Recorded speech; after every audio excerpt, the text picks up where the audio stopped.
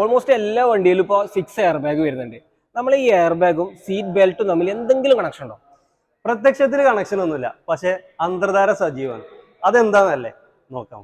6 air ബാഗിന്റെ കാര്യം പറഞ്ഞില്ലേ, അതിൽ 2 എയർ ബാഗ് വരുന്നത് ഒന്ന് ഇവിടെയും ഒന്ന് ഇവിടെയാണ് വരുന്നത്. കൊളീഷൻ സംഭവിച്ചു കഴിഞ്ഞാൽ നമ്മളെ എയർ ബാഗ് നമ്മൾ ഊഹിക്കാൻ പറ്റുന്നതിനേക്കാൾ വേഗത്തിലാണ്. ഈ 2 എയർ ബാഗും ഇവിടുന്ന് വരുമ്പോൾ എന്ത് ചെയ്യും, നമ്മളെ ഡ്രൈവറേയും കോ ഡ്രൈവറേയും ഹൈ കൊളീഷനിൽ ഇമ്പാക്റ്റിൽ സീറ്റ് ബെൽറ്റ് ഇത് ലോക്ക് ചെയ്യും. ഇത് ലോക്ക് ചെയ്ത് കഴിഞ്ഞാൽ എന്താവും, നമ്മൾ ഈ ഒരു പൊസിഷനിലായിരിക്കും കൊളീഷൻ സംഭവിക്കുമ്പോൾ ഉണ്ടാവുക. അപ്പോൾ അതിനുശേഷം ഒരു മൈന്യൂട്ട് സെക്കൻഡിൽ നമ്മളത് റിലീസ് ചെയ്യും ചെയ്യും. അപ്പോൾ എയർ ബാഗ് വന്നു കഴിഞ്ഞാൽ നമ്മൾ എന്താവും, നോർമലി ഈ ഒരു മോഷനിലോട്ട് പോകും, ഡ്രൈവർ സേഫ്റ്റി ആവും. അല്ല, അപ്പോൾ ബാക്കി എയർ ബാഗ് എവിടെ വരുന്നത്? ഫസ്റ്റ് നീ പറഞ്ഞു driver side, second the co driver side, third and fourth നമുക്ക് കർട്ടൻ എയർ ബാഗ് ആയിട്ട് വരും. പിന്നെ ലാസ്റ്റ് 2 എയർ ബാഗ് വരുന്നത് നമുക്ക് സീറ്റിന്റെ ഉള്ളിലാണ് എയർ ബാഗ് വരുന്നത്.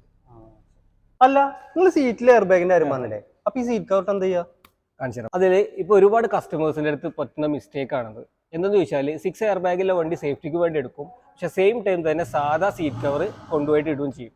ഇതിലേക്ക് നോക്കുകയാണെന്നുണ്ടെങ്കിൽ ഇതുപോലത്തെ മാരുതിയുടെ ജെന്യൂൻ ആയിട്ടുള്ള സീറ്റ് കവർ ഉണ്ടാവും. ഈ സീറ്റ് കവർ എന്താ വെച്ചാൽ എയർ ബാഗ് വരുന്ന ഏരിയ ഫുള്ളി ഫ്രീ ആക്കിയിട്ട് മാരുതി ഇതിനായിട്ട് ഡിസൈൻ ചെയ്ത മാരുതി ജെന്യൂൻ സീറ്റ് കവറാണിത്. അപ്പോൾ സീറ്റ് കവർ ചെയ്യുമ്പോൾ ഇതിനു വേണ്ടി ഡിസൈൻ ചെയ്ത സീറ്റ് കവർ തന്നെ ചെയ്യണം. ഇല്ല എന്നുണ്ടെങ്കിൽ ഒരിക്കലും നമ്മൾ ഉദ്ദേശിക്കുന്ന സേഫ്റ്റി അതുമേ നടക്കുന്നുണ്ടാവില്ല.